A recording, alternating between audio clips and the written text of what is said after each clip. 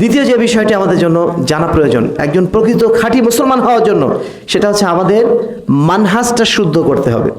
প্রথম হচ্ছে আকীদা শুদ্ধ করা, দ্বিতীয় যেটা বিষয় সেটা হচ্ছে মানহাজ শুদ্ধ করা। আমি আল্লাহকে চিনি, আল্লাহকে জানি, আমাদের রাসূল মুহাম্মদ সাল্লাল্লাহু আলাইহি ওয়াসাল্লামকে জানি, কিন্তু আমি জানি না যে কোন পথে গেলে ইসলামের সঠিক পথে যেতে পারবো।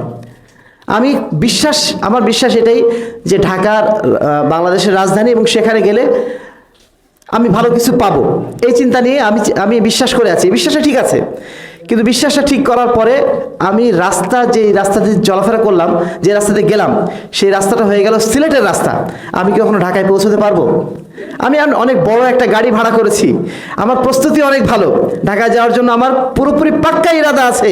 ইরাদা থাকার পরেও আমি রাস্তা ধরেছি সিলেটের রাস্তা। আমি কখনো যেমন ঢাকায় পৌঁছতে পারবো না, ঠিক তেমনই আমি বিশ্বাস করেছি আল্লাহ রাব্বুল আলামিনকে, আমি মুহাম্মদ রাসূলুল্লাহ সাল্লাল্লাহু আলাইহি ওয়াসাল্লামকে রাসূল হিসেবে বিশ্বাস করেছি, কিন্তু আমি পথ ধরেছি আল্লাহ এবং তার রাসূলের বাদ দিয়ে অন্য কোনো পীর সাহেবের পথ। আমি কি জান্নাতে যেতে পারবো? আমি সঠিক পথ পাবো না। এজন্য মানহাজ ঠিক করা এটা অত্যন্ত জরুরি। আমি কোন পথে চলবো? আমার চলার পথ একটাই, যেটা আল্লাহ রাব্বুল আলামিন নির্ধারণ করে দিয়েছেন আমার জন্য, যেটাকে সংক্ষেপে আল্লাহ রসুল তার বিদায় হজের ভাষণে আমাদের সামনে স্পষ্ট করে বলে দিয়েছেন, তারাকতু ফিকুম আমরাইন, আমি তোমাদের মাঝে দুইটা জিনিস রেখে গেলাম, লান তাযিল্লু মা তামাসসাকতুম বিহিমা, তোমরা কখনোই পথভ্রষ্ট হবে না যদি এই দুটো জিনিসকে আঁকড়ে ধরে থাকো।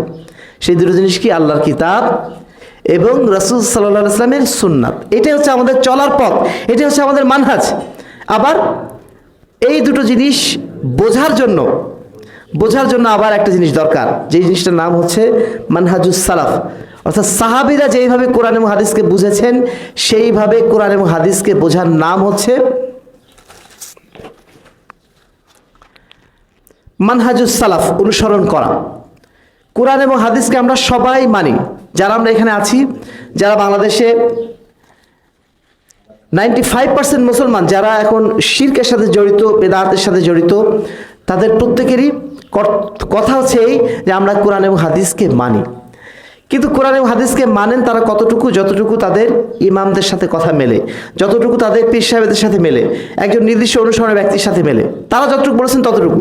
তার বাইরে তারা কোরআন এবং হাদিসকে বুঝতে চান না, মানতে চান না। সম্মানিত উপস্থিতি, আমাদের যেটা বক্তব্য, কোরআন এবং হাদিসকে বুঝতে হবে একমাত্র সাহাবীদের মতো করে।